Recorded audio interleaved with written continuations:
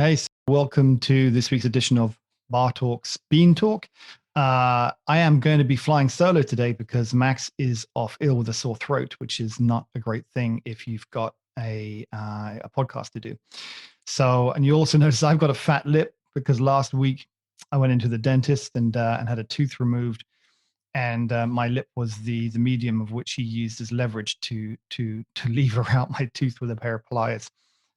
We've come a long way since the medieval ages, apparently.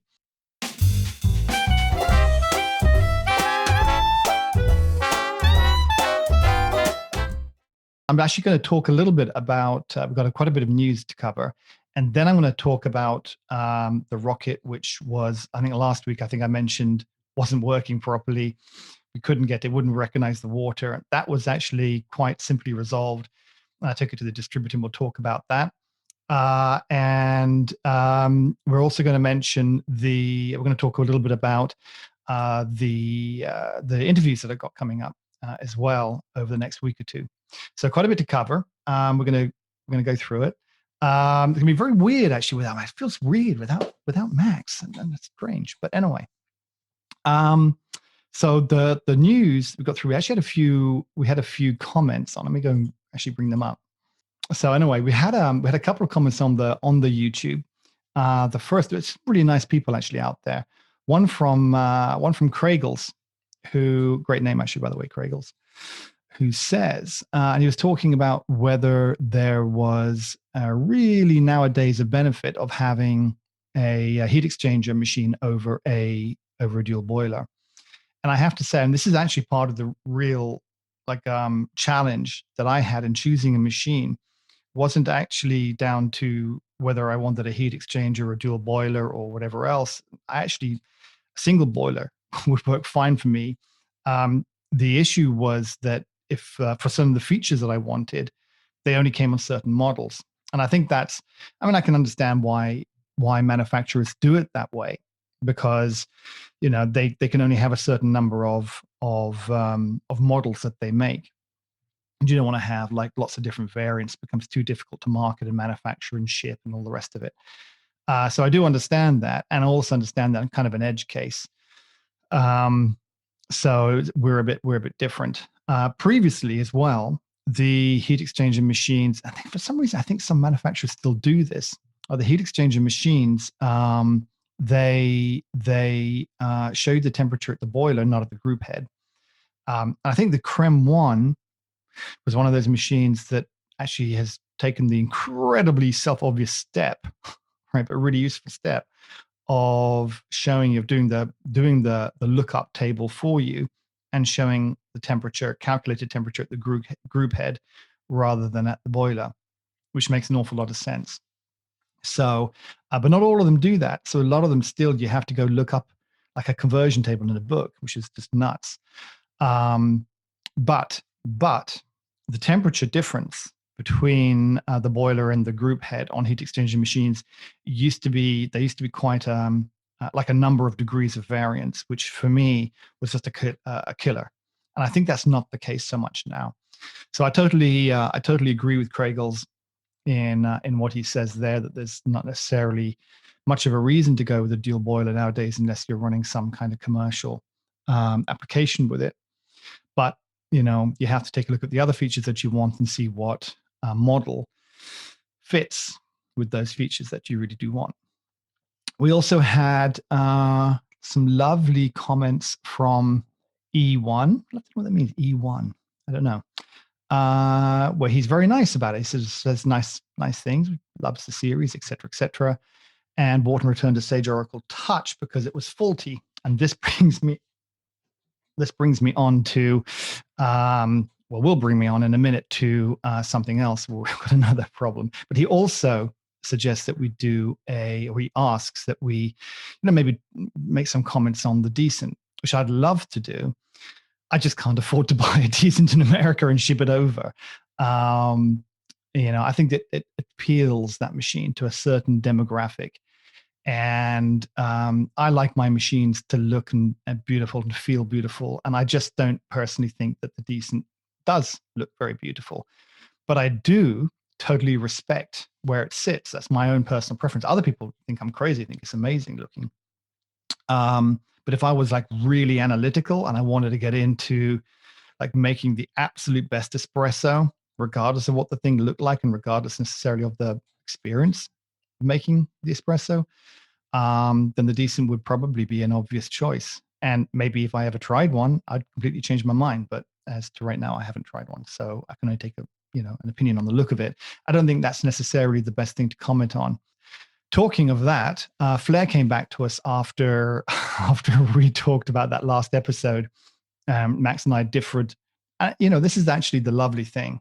This is the lovely thing about humanity, is not celebrating our homogeny, but celebrating the differences. This is what makes travel so interesting. The fact you go somewhere and things are different. It's also what makes travel so bloody awful.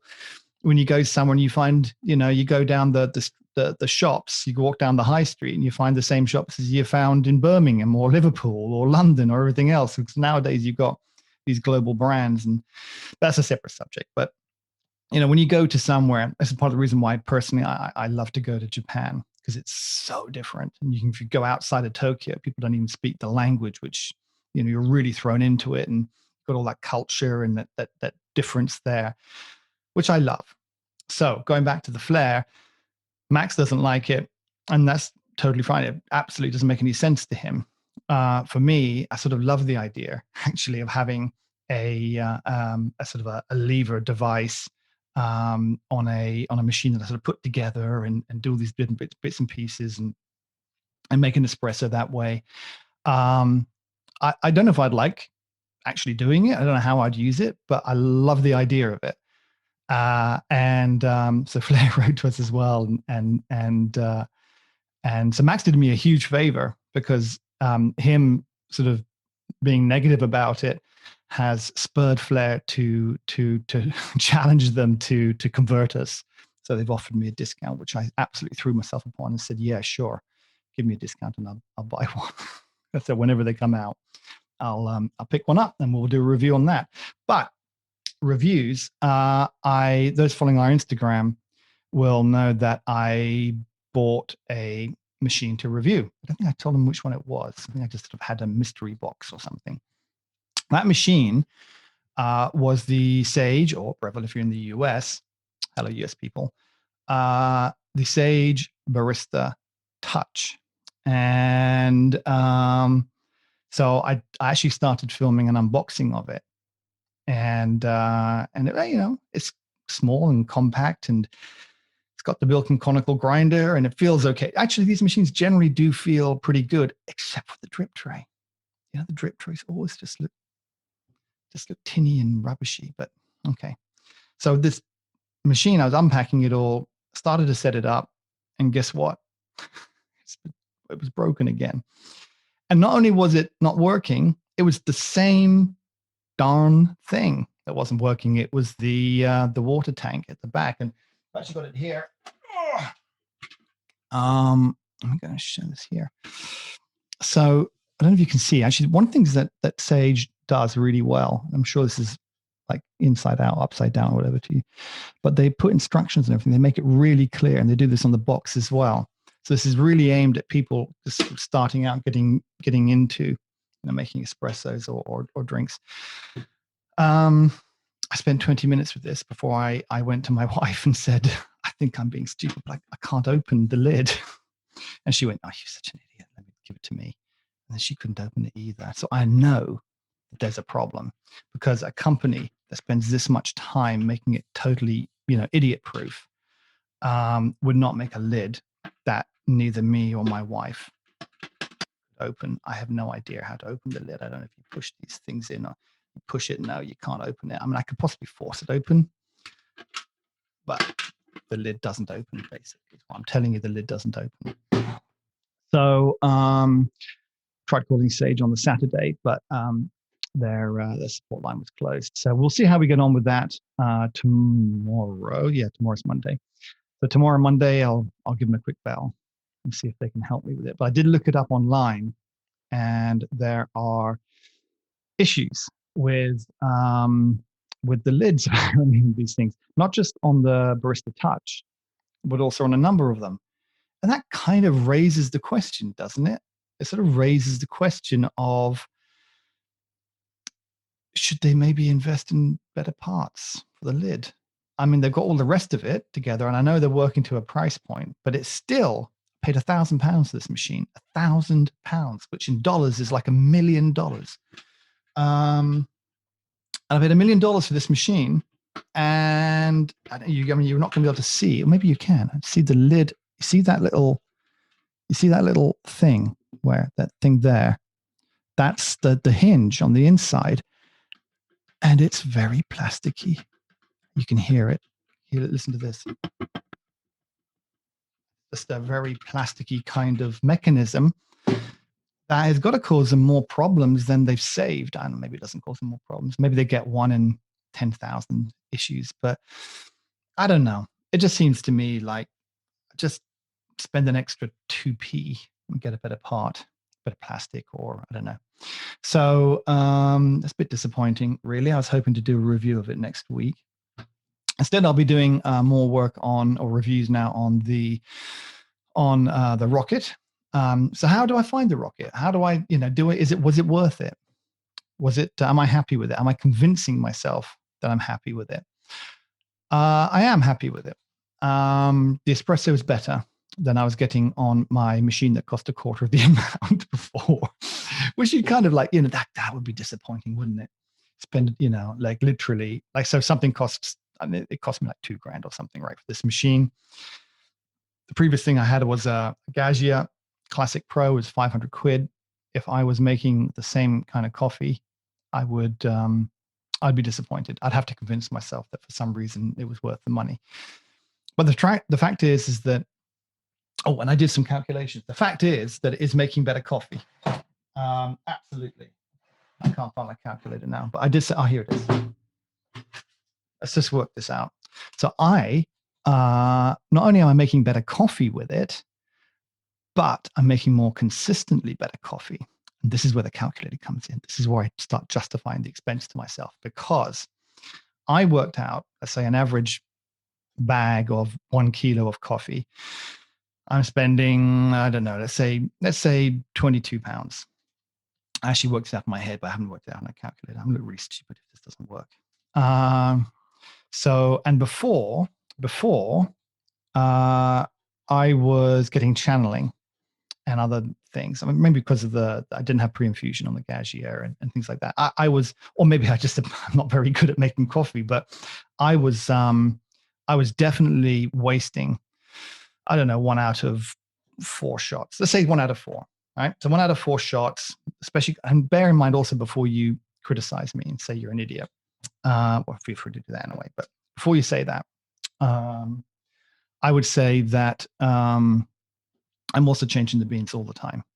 So I'm not using the same beans. I'm literally getting in, because we're trying different roasters and things, and I'm trying different beans all the time, and each bean has to be dialed in. And so there's a certain amount of wastage that goes with that. But listen, bear with me, because let's say 1 in 4, that makes the math easier. 1 in 4 shots I screw up on previously. And now I'm screwing up, let's say 1 in 8. I think it's probably not exactly right, but it's in the ballpark, right? 1 in 8. That means I'm saving 1 in 4 shots. And oh God, no, suddenly I realize the math's going to get more complicated. But basically, let's say it's 20 grams a shot. Yeah, it's not quite right, but let's say 20 grams because it makes the math easier. So 1 kilo is 1,000. Divide that by 20. That's 50 shots in a kilo that you're making.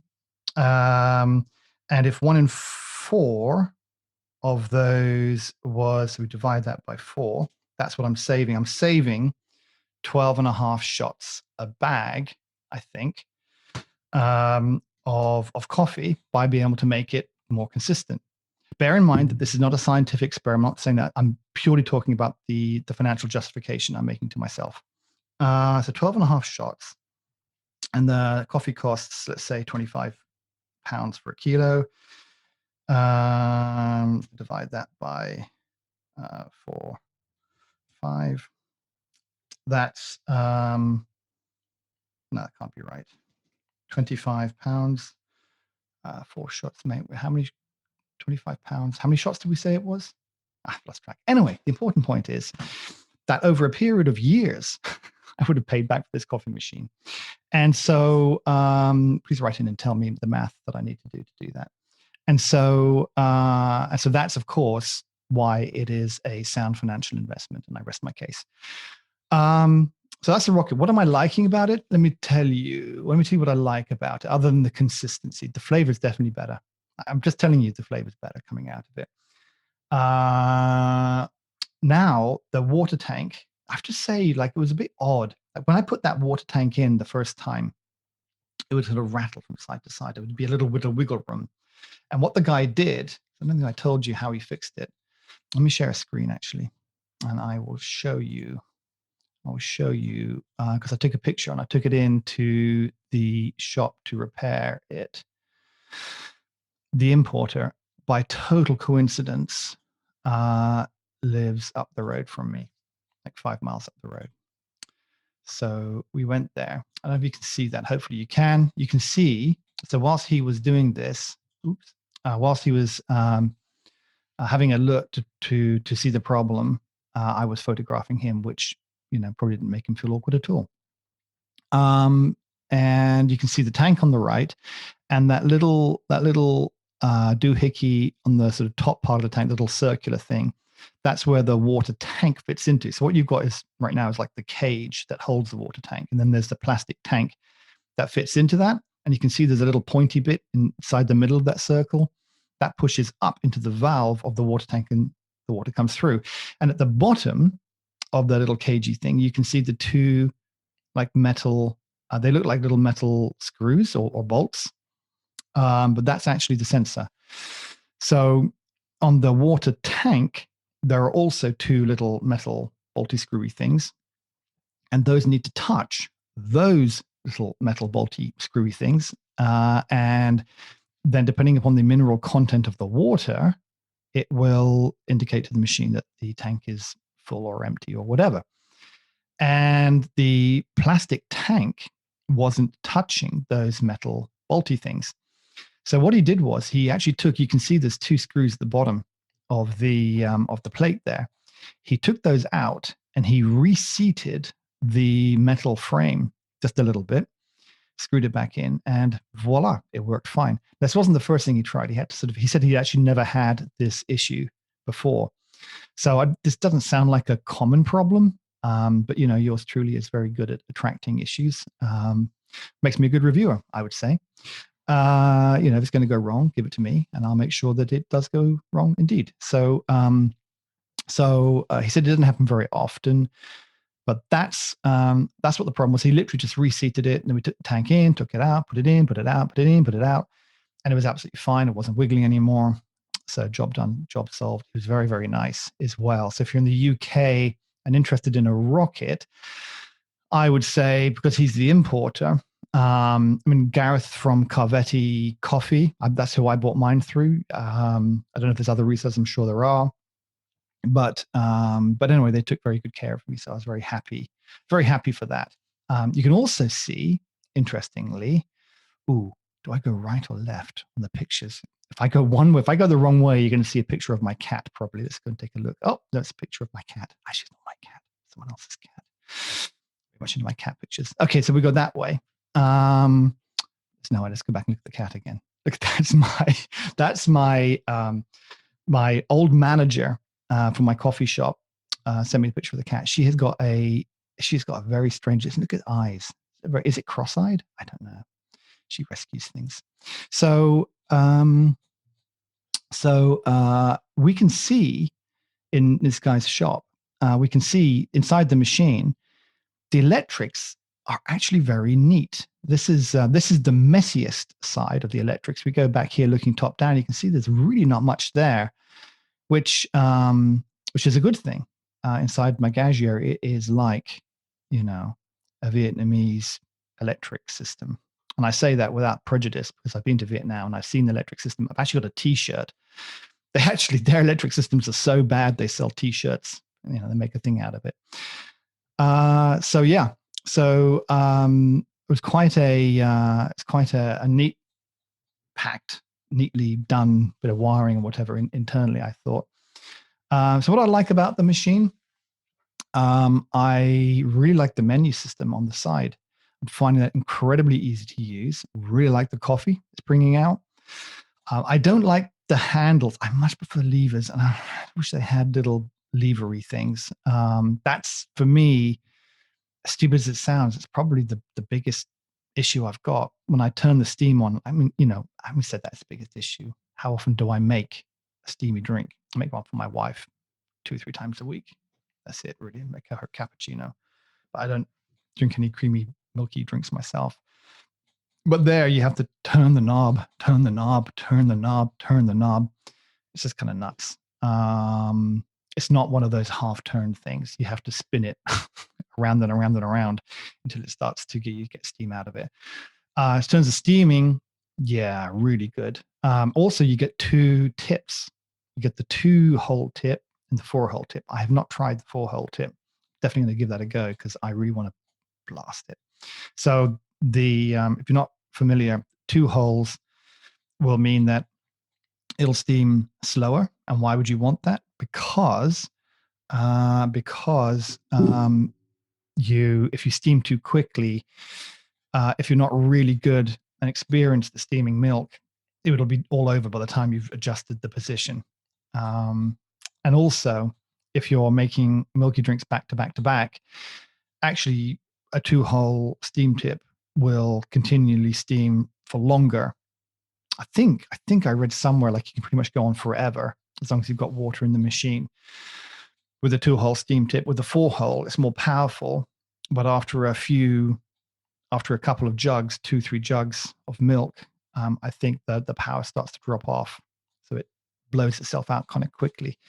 Whereas with the 2-hole, it's a little bit more gentle, and I say gentle, it's still good, right? It's still good, but it gives you a bit more time, a bit more latitude for adjustment and making corrections in the position of your steam wand in the milk, and probably the best solution for most people. But if you're a pro, obviously I am, you'll probably move to a 4-hole. So I'll put that in and see how that goes. The polishing of it, I thought was going to be my biggest niggle. I'm actually kind of enjoying it, kind of soothing. I put my audiobook on. I'm really big into audiobooks. So I have my audio. This is another excuse for me to listen, still pretend I'm doing something. And I sit there and I polish all the little bits. And I know that sounds totally inane. And it sounds like, a complete waste of time. Why would you do that? And it is. So I'm not arguing with that. But I also think that there should probably be times in your life where in your day, where you do things that aren't necessary, but you can turn it into almost like a meditation, wax on, wax off, that kind of thing. So that was groovy. What else do I like about it? The drip tray is pretty solid. It seems to fill up quicker than I thought. Like, it's a pretty decent sized drip tray, but it does seem to fill up quite quickly, quicker than I thought. But it's very nice and solid. The whole machine is solid. Oh, actually, something that the guy told me, and he was very nice. Again, this guy from the importer, something that he told me to do. And when I was watching him, he moved very slowly, and he was very deliberate in his movements, and he was very slow, but it instilled kind of confidence. And when he was filling it up with water, he would take a jug, and he would just go at the top, and he'd pour it slowly in, and he'd take a little bit more water and pour it slowly in. And he actually said on this is one of the things he did, one of the little tips he did give me. He said, do you store this under your cupboards in the kitchen? I said, yeah, under the cabinets. And he said, well, don't pull it out and fill up with the big jug.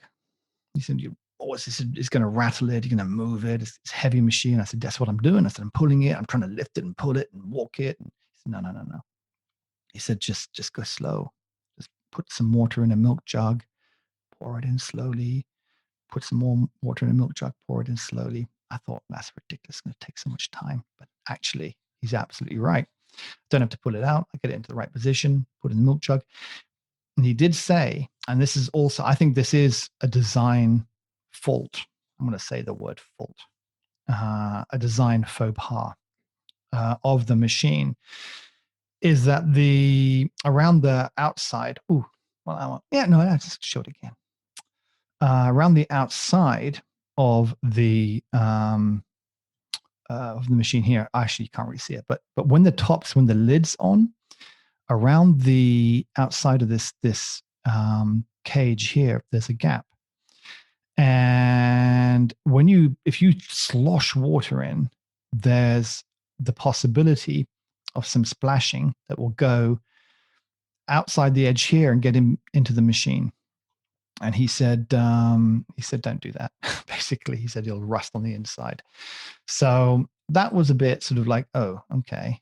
Like I'm going to get it plumbed in. I'm going to be moving house in June, July in a way. And at that stage, I'll plumb it in. I just noticed I scratched. My cat's been scratching me. I'll plumb it in and it won't be an issue.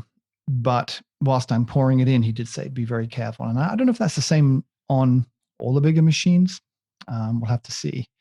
There is a fella who contacted me on the Instagram who's into natural stone, actually, works in natural stone.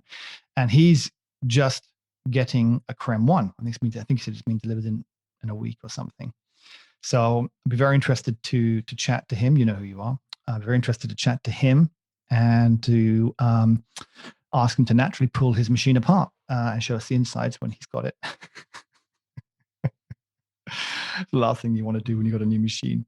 But I'd be very interested to compare, the first impressions beyond the features and the, twiddly knobs and the things that you can do. Just kind of compare the build quality and, and the quality of the espresso and everything.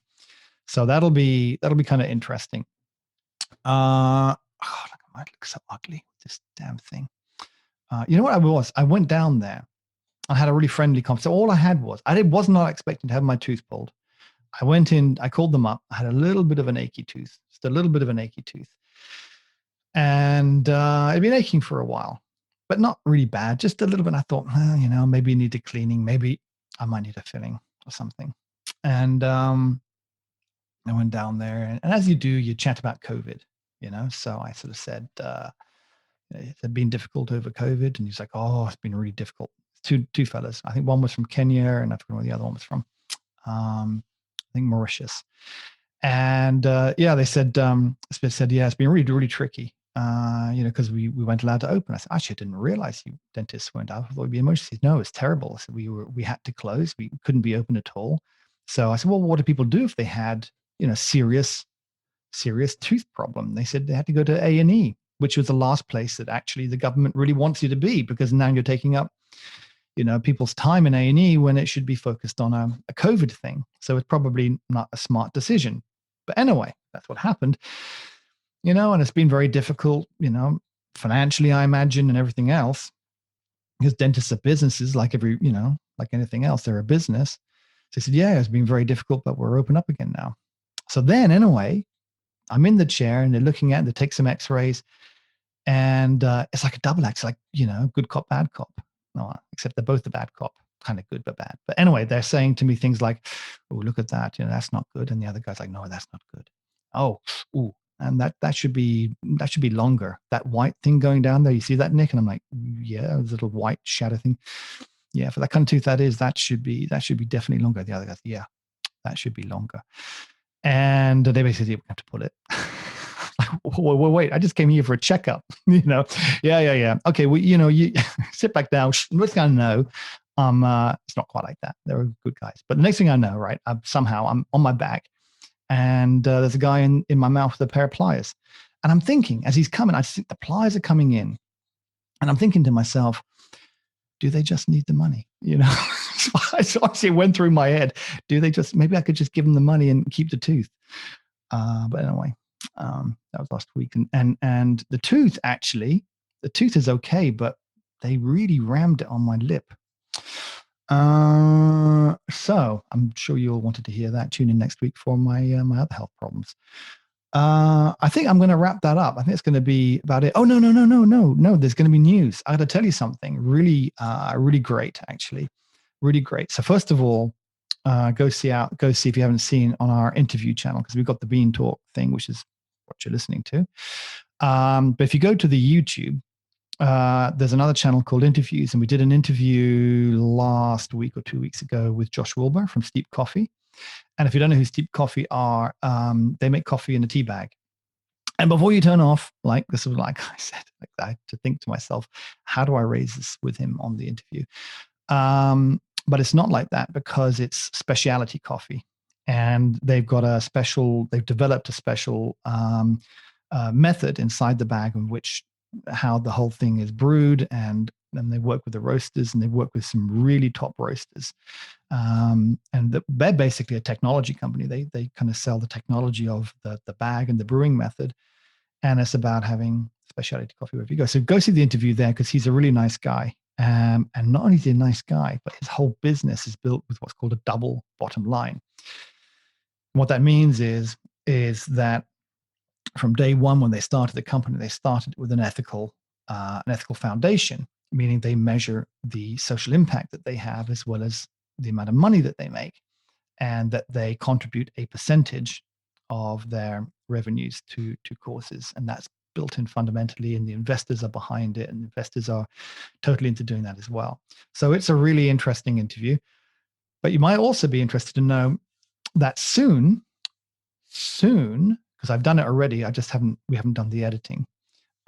We interviewed the product designer for La Marzocco, and Stefano something. His last name, it's a really nice sounding name, but I'm just going to butcher if I try to pronounce it. So let's just call him Stefano. And Stefano he's a really funny guy. Not a funny guy. He's a really fun guy. He's a really fun guy. And we talked about the design parts, and not the technology of the machines, but how you go about designing, like all the different challenges that you have as a designer, taking into account the heritage of La Marzocco, and the fact that the stuff has to actually work and not just look good, and sustainability of materials and all that kind of stuff. And he's got some really interesting stories to tell. He came under, in fact, he was hired. There's a lovely story about how he was hired, which I think is on the interview. Yeah, it is in the interview, where he basically did a drawing, and he took it to one of the founders, Piero Bambi, and who passed away sadly a year or so ago. And then the guy basically looked at this and was like, okay, thanks, leave it with me. And then a couple of weeks later said, you want to be our designer, come work with us and do this. And he's also got, and I'm very jealous to say, he's also got the very first model of the La Marzocco Linea Mini in his kitchen. And if I find out where he lives, we'll go burgle the place and steal it. But no, I won't, actually, because he's very nice. So look out for that in the next, I guess, hopefully week, depending on how much editing we need to do. That will be coming out on the interview channel as well, which I think might be a lot of interest to the people who watch this. So hopefully next week, Max will have lived through his sore throat and will come back, and my lip won't be as disgusting to look at. Maybe I should just talk like this. And I won't have any more teeth pulled, and life will be back to normal. So thanks very much for tuning in, and I'll catch you all next week.